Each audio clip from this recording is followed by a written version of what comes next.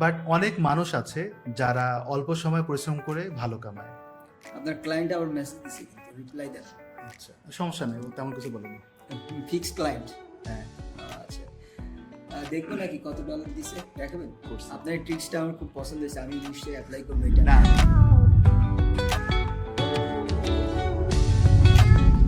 ভাইয়া প্রোগ্রাম তো শুরু হয়ে গেছে। একটু দাঁড়ান, এক মিনিট। আরে কত কাজ করবেন আর, বহুত তো কামালেন জীবনে, একটু দাঁড়ান প্রোগ্রাম সময় দেন। দাঁড়ান, হয়েছে মেসেজটা তো। দে, একটু এক মিনিট। আপনি কামান না মনে হচ্ছে।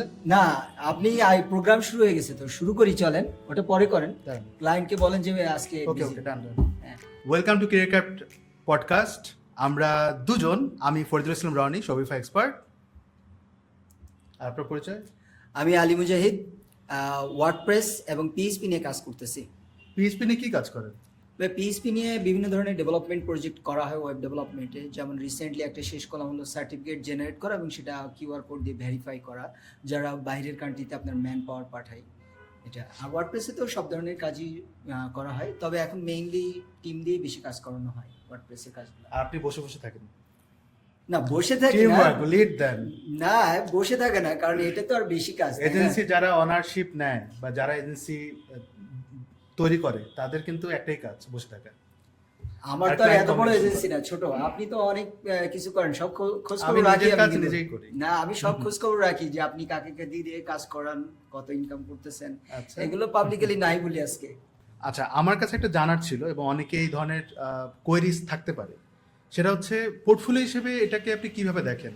আমি কিছু লিঙ্ক দিব, এটাকে পোর্টফোলিও হিসেবে দেখানো যায়?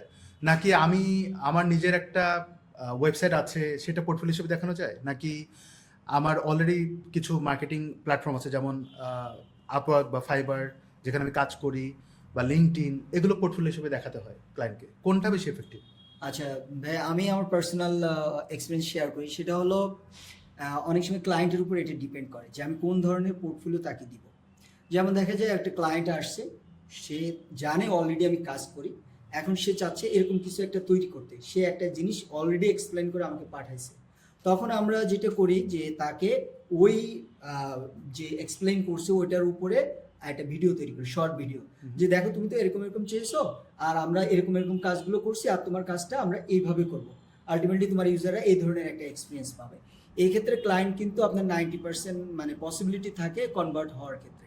আর নর্মালি যখন আমরা প্রজেক্ট প্রপোজাল পাঠাই, কোনো দেখা যায় তার সাথে আগে একবার কথা হয়েছে যে ঠিক আছে আমরা এরকম একটা তৈরি করতে যাচ্ছি, তোমরা আমাকে একটা আইডিয়া দাও, তখন আমরা যে কাজটা করি একটা প্রজেক্ট প্রপোজাল রেডি করি এবং তার সাথে আমাদের কিছু লিঙ্ক, অর্থাৎ দেখা যায় আমাদের প্রিভিয়াস কিছু কাজের স্যাম্পল আমরা লিঙ্ক হিসেবে অ্যাড করি।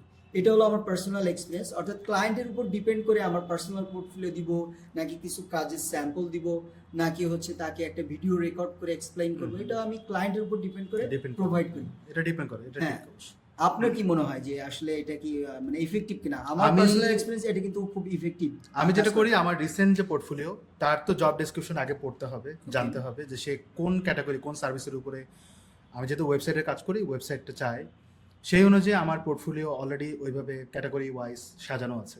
আমি ফটাফট কপি করি, ওটা পেস্ট করে দিই, কারণ great. এখানে তো লেখার কিছু নাই। Right right. আর এরপরেই হচ্ছে আমার পার্সোনাল কিছু লিঙ্ক আছে, যেমন আমার লিঙ্কডইন, গিটহাব। লিঙ্কডইনে দেওয়া হয় না খুব একটা, গিটহাব দেই, এবং আমার পার্সোনাল যে ওয়েবসাইটটা আছে সেটা লিঙ্ক দেই। আপনার ক্লায়েন্ট আবার মেসেজ দিছে কিন্তু রিপ্লাই দেন। আচ্ছা, সমস্যা নেই, ও তেমন কিছু বলেনি। Fix client. হ্যাঁ, আচ্ছা, দেখবো নাকি কত ডলার দিছে দেখাবেন। চুপ কর, ডলার নিয়ে পড়ে আছে। আচ্ছা ঠিক আছে। Question করেন। আমার একটা কোশ্চেন আছে, সেটা হলো একজন নতুন যার কোনো রিভিউজ নাই, হ্যাঁ, সেক্ষেত্রে তারা কি ধরনের পোর্টফোলিও শেয়ার করতে পারে, যেহেতু পোর্টফোলিওর কথা উঠালেন? এটা একটু চ্যালেঞ্জিং যারা নতুন, তাদের ক্ষেত্রে যেটা হয়, আমার যারা স্টুডেন্ট, যেহেতু মেন্টরিং করি, তাদেরকে আমার কিছু কমন লিঙ্ক দিয়ে দিই। ওকে। একেবারে একান্ত যেগুলো প্রজেক্ট সেগুলো দেই না, বাট কমন যেগুলো লিঙ্ক বা অনেক দিন আগে কাজ করেছে সেগুলো লিঙ্ক দেই, তারা চাইলে এটা ইউজ করতে পারে। এখানে আপনার সাথে আমার একটা সিমিলারিটি আছে, বলেন, দেন আমি শেয়ার করবো। যেহেতু বলতেছিলেন তো বলেন।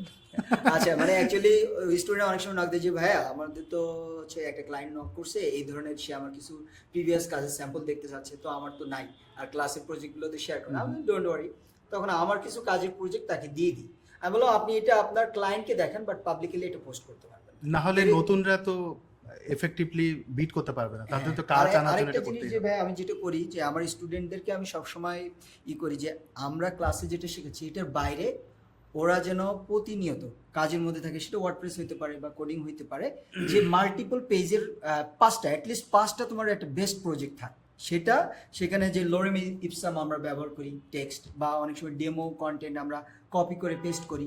তো আমি ওদের পরামর্শ দিই, তুমি ধরো একটা এলএমএস সাইট করতেছো, লার্নিং ম্যানেজমেন্ট ওয়েবসাইট, সেখানে রিয়েল কন্টেন্ট দিয়ে 10টা কোর্স তুমি আপলোড করো। চ্যাট জিপিটি হ্যাঁ লরেন্স আমার ইউজ করা লাগে না। রাইট। তো তুমি রিয়েল কন্টেন্ট দিয়ে তুমি 10টা ওয়েবসাইট করো, এটা তোমার সাবডোমেনে থাকবে, যে কাউকে দিলে সে যেন বুঝে এটা রিয়েল একদম ক্লায়েন্টের সাইট আর কি। এরকম 5টা প্রজেক্ট করো। এ ধরনের প্রজেক্টগুলো যখন তারা সাবমিট করে সেক্ষেত্রেও খুব পজিটিভ আমি দেখছি আর কি। এখানে একটা ব্যাপার আছে, ক্লায়েন্ট কিন্তু মাঝে মাঝে জিজ্ঞেস করে যে তোমার কিছু পোর্টফোলিও দাও, রাইট। তোমার কিছু পোর্টফোলিও দাও। যখন নতুন যে স্টুডেন্ট সে যখন র্যান্ডম কিছু লিঙ্ক যেমন আমি প্রোভাইড করলাম সেটা কিন্তু তার না, না সে যখন ওগুলো তার সাথে শেয়ার করে, সে যখন দেয় যে এই যে দাও আমার পোর্টফোলিও, সেটা কিন্তু আসলে মিথ্যা কথা বলা হয়, রাইট। কারণ এটা I কিন্তু agree. তার না। এই জন্য আমি তাদেরকে বলি টেকনিক্যালি এটা অ্যান্সার দেওয়া। টেকনিক্যালি কীভাবে, সে যখন পোস্ট দিবে বলবে যে I hope you like most, here is the some recent project. এখানে কিন্তু উল্লেখ হচ্ছে না যে আমি করেছি, এখানে উল্লেখ হচ্ছে না যে এটা রনি ভাই করছে বা অন্য কেউ করছে। আপনার এই ট্রিক্সটা আমার খুব পছন্দ হয়েছে, আমি নিশ্চয়ই অ্যাপ্লাই করবো এটা। না, তাছাড়া তো জিনিসটা সে যেহেতু তার পোর্টফোলিও নাই, তার জি। প্রজেক্ট নাই, এক্ষেত্রে আমাদের অনেক স্টুডেন্ট আছে যারা নতুন কাজ পাওয়ার পরে অনেক সময় খুব হেজিটেশন ফিল করে এবং শুরু করতে করতে একদিন চলে যায়। আবার দেখা যায় অনেক সময় একটা প্রবলেম পড়লো, প্রবলেমটা কারোর সাথে শেয়ার করার আগে নিজে অনেক রিসার্চ করতে যেয়ে অনেক সময় নষ্ট করে ফেলে। সেক্ষেত্রে দেখা যায় যে প্রজেক্টের যে ডেডলাইন ছিল সেটা সে মিট করতে পারে না। ইন দ্যাট সিচুয়েশনে তাদের কি করা উচিত, বা লার্নিং যখন থাকবে তখন তাদের কি করলে এই সিচুয়েশনগুলো হ্যান্ডেল করতে পারবে? আমার মতে যদি সে একেবারেই কাঁচা থাকে বা লার্নিং প্রোগ্রেসে থাকে, তার তো উচিতই না কাজ নেওয়া। আচ্ছা।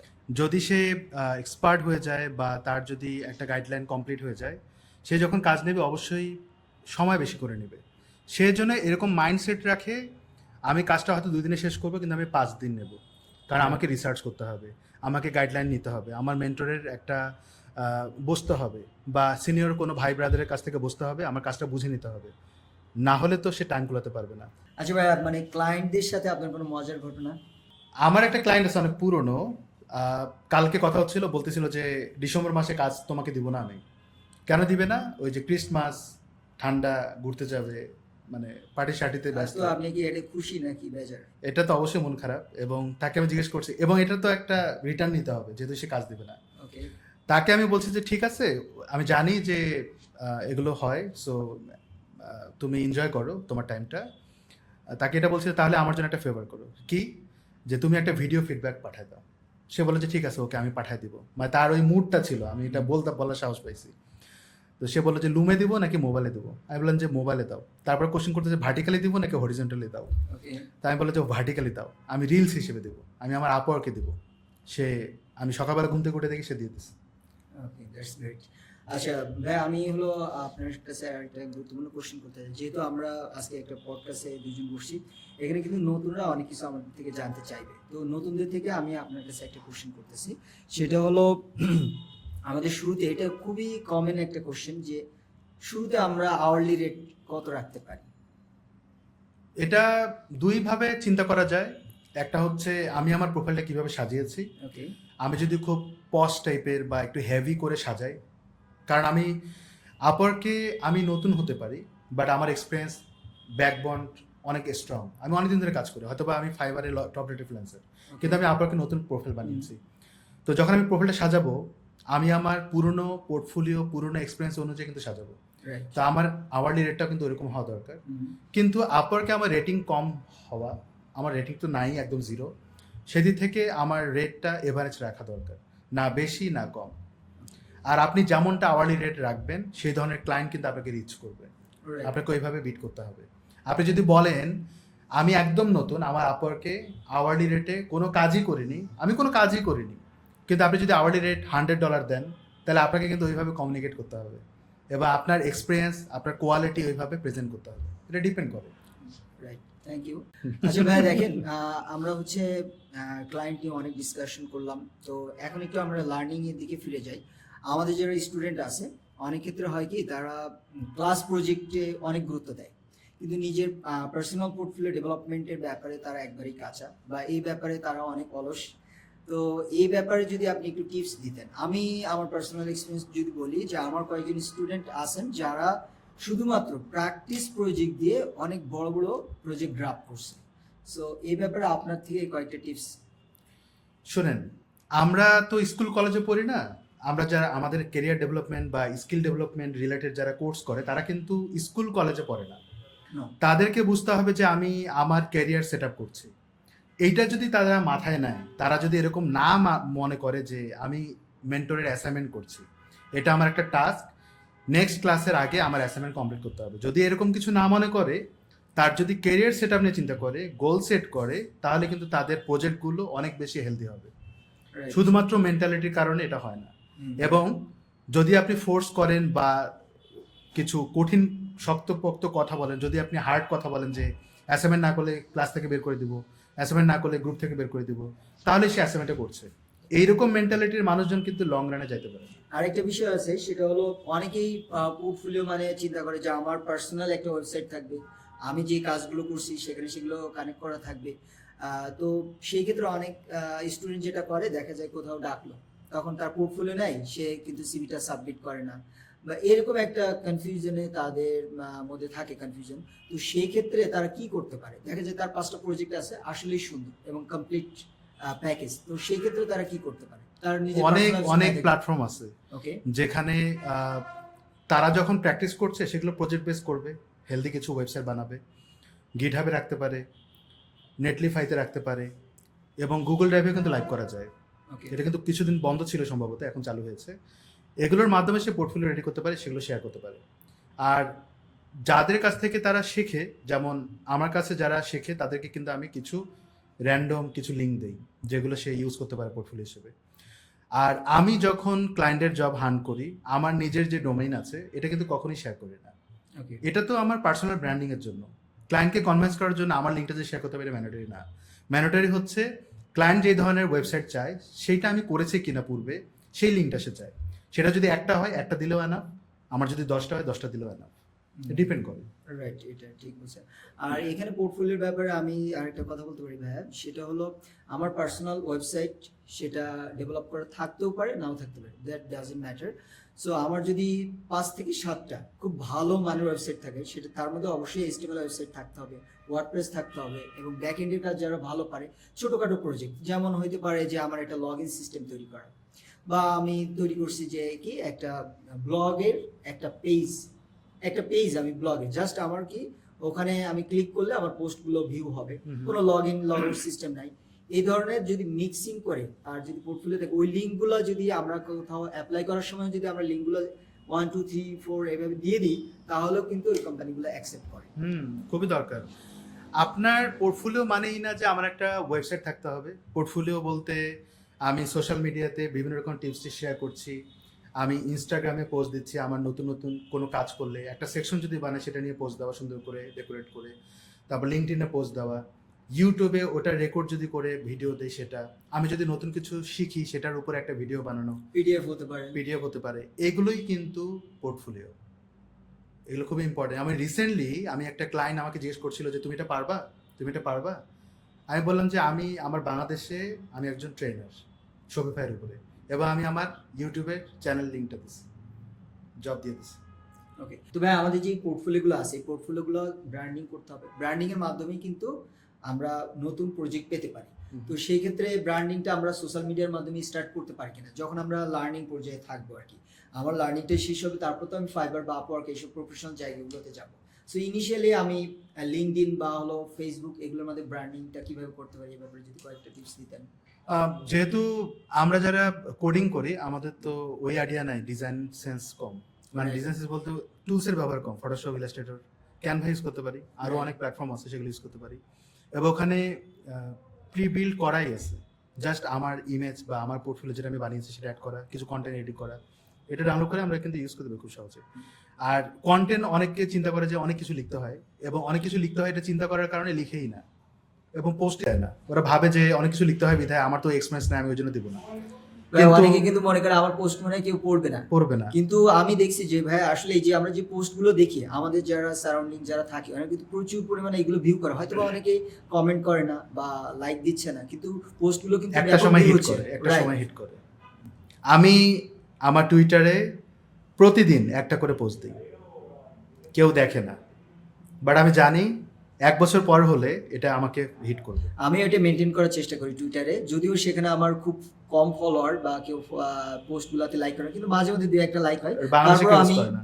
আমি রেগুলারলি এটা পোস্ট করতে থাকি। শোনেন, আপনি ফেসবুকে যখন পোস্ট দিবে, আপনার ফ্রেন্ড সার্কেলে মানুষজনই লাইক কমেন্ট দেবে, এটাতে আপনি খুশি হচ্ছেন, বাট আপনি কিন্তু ক্লায়েন্ট পাবেন না।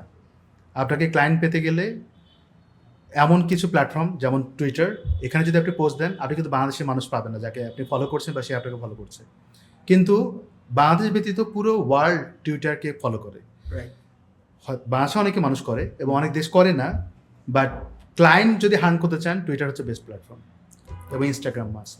হ্যাঁ, ইনস্টাতে আমরা দেখছি যে ওয়েব ডেভেলপমেন্টের থেকে গ্রাফিক্স রিলেটেড কাজ কিন্তু বেশি পাওয়া বেশি, যায়, হ্যাঁ। এবং মাস প্রফেশনাল একটা জায়গা ইনস্টা সেই ক্ষেত্রে। আচ্ছা ভাই, আমরা আরেকটা বিষয় একটু ডিসকাস করি, সেটা হচ্ছে লার্নিং এর ক্ষেত্রে আমরা যদি ইন কেস অফ ওয়েব ডেভেলপমেন্টে আমরা দেখতে পাচ্ছি যে অনেকেই ইদানিং খুব তাড়াহুড়ো করতেছে, 4 মাস 5 মাসেই সে একজন ওয়েব ডেভেলপার হয়ে যাওয়ার চিন্তা ভাবনা এবং সেখান থেকে লাখ লাখ টাকা ইনকাম করার একটা চিন্তা ভাবনা। সো এই দিকটাকে আপনি কিভাবে বিবেচনা করতেছেন, বা যারা নতুন লার্নিং করবে, ওয়েব ডেভেলপমেন্ট শিখবে, তাদের ব্যাপারে আপনার কি পরামর্শ থাকবে? এখন মাথায় যদি টাকা টার্গেট হয়, সেটা একটু চ্যালেঞ্জিং তার জন্য। এটা ডিপেন্ড করে, আপনি সাপোজ আমার হাতে জব নাই, আমার কিছু করতে হবে, আমার কামাই করতে হবে, তাহলে কি করা দরকার? ফ্রিল্যান্সিং করা দরকার। ফ্রিল্যান্সিং করলে লাখ লাখ টাকা কামাই করা যাবে।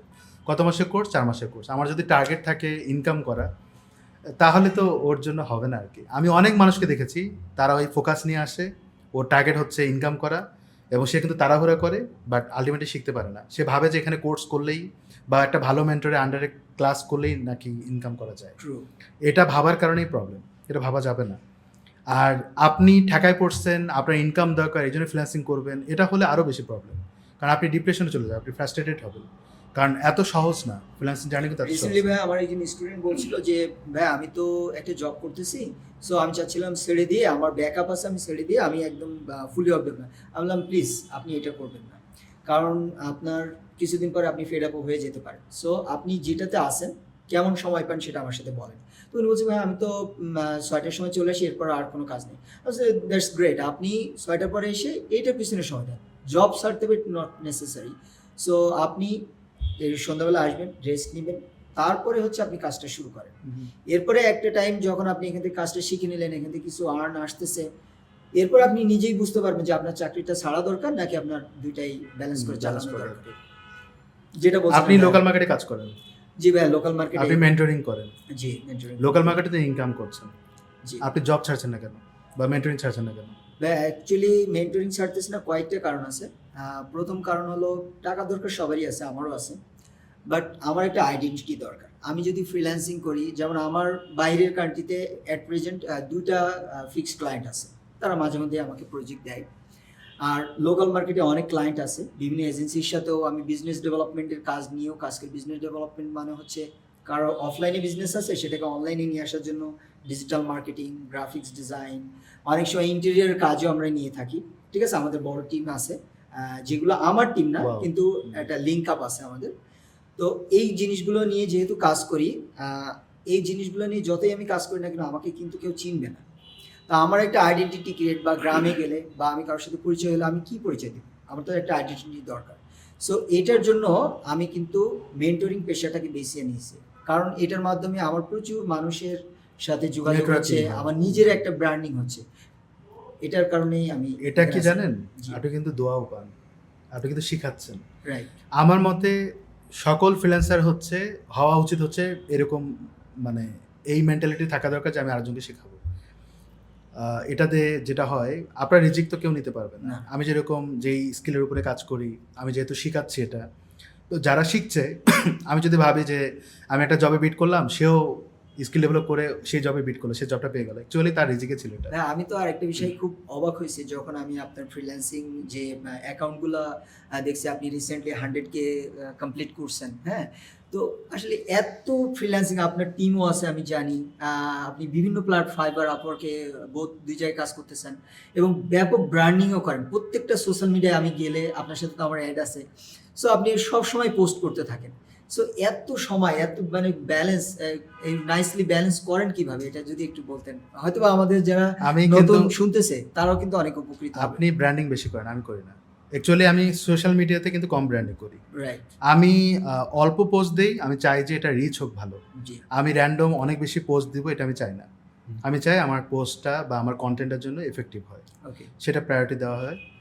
আর আমি এই যে আপনার সাথে কথা বলছি বা অফিস করছি, এটা বাসায় যখন যাব আমি কিন্তু কাজে বসে যাব, জি। ক্লাস নেব, রাতে হুম। ঘুমাবো, সকালবেলা উঠে আবার কাজে বসবো, 10টা-11টা যখন বাজবে আমি আবার অফিসে চলে আসবো। আমার কিন্তু দিন এইভাবেই কাটে। এই লুপটা মানে আপনার কি বোরিং লাগে? না, বোরিং লাগে না। বোরিং এই কারণে লাগে না, কারণ আমি সবসময় লার্নিংয়ের মধ্যে থাকি। ওকে। আমি যে কাজ করি এমন না। যেমন গতকালকে আমাকে কাজ দেওয়া হয়েছিল যে কপি পেস্ট করতে হবে ফিডব্যাক, ক্লায়েন্টের কাস্টমারের রিভিউগুলো ওয়েবসাইটে কপি পেস্ট করতে হবে, সেটা কিন্তু বোরিং কাজ। তখন একটু সমস্যা হয়। বাট আমি যখনই কোনো ক্লায়েন্টের কাজ করি আমি কিন্তু আগের পুরনো কাজকে রিইউজ করি না। আমি সবসময় কি করি, নতুনভাবে করার চেষ্টা করি। এটা আমাকে কিন্তু লার্নিং করায়, প্লাস টাইম পাস হয়। এত ক্লায়েন্টের মধ্যে কখনো মানে ক্লাশ হয় নাই বা মানে তাদের আমি সাথে? রিকমেন্ড বুঝেই কাজটা নিই। আচ্ছা আচ্ছা। আমি 100% রিকমেন্ড বুঝবো, তারপর কাজটা নেব। ফ্রিল্যান্সিং বাইরে থেকে অনেকেই দেখে যে এই যে আমরা মাউসে ক্লিক করবো আর উপর থেকে টাকা পড়ে, একটা ফানি একটা ভিডিও ad কিন্তু আসছে, আছে, হ্যাঁ। রাইট? সো অনেকে এরকম ভাবে। তো আসলে রিয়েল সিনারিওটা কি, মানে এখানে পজিটিভ অ্যান্ড নেগেটিভ দুইটাই যদি একটু বলেন। অ্যাকচুয়ালি যে জিনিসটা দেখাচ্ছিল যে ক্লিক করলে ডলার আসতেছে বা টাকা আসতেছে, অ্যাকচুয়ালি মানুষ কিন্তু এটা ইমাজিন করে, রাইট। এবং ইমাজিনেশনটা আসলে অনেকের ক্ষেত্রে এফেক্টিভ, এটা কিন্তু ট্রু। ট্রু। অনেক মানুষ আছে যারা সারাদিন ধরে ফ্রিল্যান্সিং করে, কাজ করে, হার্ডওয়ার্ক করে, এটাকে হার্ডওয়ার্ক বলবো, এবং সে কিন্তু কামায়। বাট অনেক মানুষ আছে যারা অল্প সময় পরিশ্রম করে ভালো কামায়, তার পোর্টফোলিওর কারণে, তার এক্সপিরিয়েন্সের কারণে, বা তার ওইরকম ক্লায়েন্টের কারণে বাজেট ভালো পায়। মানে এক্সপিরিয়েন্স তো অবশ্যই লাগবে, নাহলে তো বাজেট ভালো উঠাতে পারবে না। অথবা ধরে নিলাম যে আওয়ারলি রেটে কাজ করতেছে, অল্প কাজেই ভালো একটা রেটে ইনকাম করছে ভালো, তাদেরকে কিন্তু ওই যে ক্লিক করলে যে ডলার নামতেছে বা টাকা পড়তেছে, এটা কিন্তু ও তাদের সাথে ইমাজিন যায়। করে এবং তার সাথে যায়। আবার যাই, রাইট। আবার যারা দেখে তাদের কাছে মনেই হয় যে এরকম করেই মানে ফ্রিল্যান্সিং করে। তো অ্যাকচুয়ালি এমনটা, সিনারিওটা এমনটা না। এটার আগে অনেক বেশি পরিশ্রম, অনেক বেশি স্যাক্রিফাইস, অনেক বেশি ডেডিকেশন, অনেক ধৈর্য এগুলো লাগে। এবং যারা দেখবেন যারা ফ্রিল্যান্সিং করে তাদের কিন্তু ধৈর্য অনেক ধৈর্য। এবং আমি কয়েকদিন আগে সোশ্যাল মিডিয়াতে পোস্টও দিয়েছিলাম, আপনি বিসিএস ক্যাডার হওয়ার জন্য যে পরিশ্রমটা করবেন তার থেকে বেশি পরিশ্রম করতে হয় ফ্রিল্যান্সার হওয়ার জন্য। ট্রু। তো সেই ক্ষেত্রে তো আজকে আমরা শেষ করব। শেষ করার আগে আমি কয়েকটা পার্সোনাল এক্সপিরিয়েন্স এবং কয়েকটা পরামর্শ দেওয়ার চেষ্টা করব। সেটা হলো, আমরা যারা ফ্রিল্যান্সিংয়ে আসতে চাই অবশ্যই আমাদের মাইন্ড সেট করতে হবে যে আমাদের মিনিমাম 1 বছর আমাদের লার্নিং করতে হবে বেসিক বিষয়গুলো ক্লিয়ার করার জন্য এবং টুকটাক ইনকাম করার জন্য। আর যদি এক্সপার্ট হতে চান সেক্ষেত্রে নির্দিষ্ট কোনো সময়সীমা নাই। তবে in case of web development আমরা দেখছি 2 বছর যদি আপনি একটানা কাজ শিখেন সেক্ষেত্রে কিন্তু অবশ্যই আপনি একজন এক্সপার্ট হিসেবে অন্যদের সামনে নিজেকে উপস্থাপন করতে পারবেন। যে কোনো সফটওয়্যার কোম্পানিতে অথবা বিভিন্ন মার্কেট প্লেস হোক, সেখানে কিন্তু আপনারা চাইলেই কাজ করতে পারবেন। আরেকটা বিষয় হলো যে ফ্রিল্যান্সিংয়ে পজিটিভ নেগেটিভ সাইড ভাইয়া বলছেন, তারপর আমি একটা বিষয় বলি। এখানে শুরুতে আপনাকে ডেফিনেটলি রাত জাগতে হবে। একটা টাইমে যেয়ে আপনার কিন্তু আর রাত জাগার প্রয়োজন হবে না। সেক্ষেত্রে আপনি যদি ক্লায়েন্ট ম্যানেজ করতে পারেন অথবা আপনি টিম বিল্ড করতে পারেন। ভাইয়া যেমনটা বললো যে আমি তো বসে থাকি, মনে হয় যে টিম আছে যেহেতু, নো, এরকম কিছুই না। কারণ হচ্ছে একটা টিমকে লিড করার জন্য দেখা যায় যে আমার রাত 3টার সময় একটা প্রজেক্ট ডেলিভারি আছে, তো একজন কাজ করতেছে, আমি কিন্তু ঘুমায় পড়লে সেটা আমি কখনোই ডেলিভারি করতে পারবো না। প্রত্যেকটা কাজই কিন্তু আপনার এখানে একটা সময় যে একটা স্থিতি আসবে, সেখানে যেয়ে কিন্তু আপনি সুন্দরভাবে লাইফ লিড করতে পারবেন। তবে ডেফিনেটলি আপনার এখানে ধৈর্য ধরতে হবে এবং এখানে কোনো সিক্রেট নাই, আপনাকে লেগে থাকতে হবে, তাহলে আপনি এখানে সফল হতে পারবেন। সো আমরা এটা আরও কন্টিনিউ করবো ইনশাল্লাহ। যদি আপনাদের ভালো লাগে আপনাদের ফিডব্যাক জানাবেন। আজকে এই পর্যন্তই। আল্লাহ হাফেজ, tata, bye bye. Career cap পডকাস্টে থাকার জন্য ধন্যবাদ, এবং আমরা নেক্সট কোনো নতুন টপিক নিয়ে নতুন ফ্রিল্যান্সারের গল্প শুনবো। সে পর্যন্ত ভালো থাকবেন।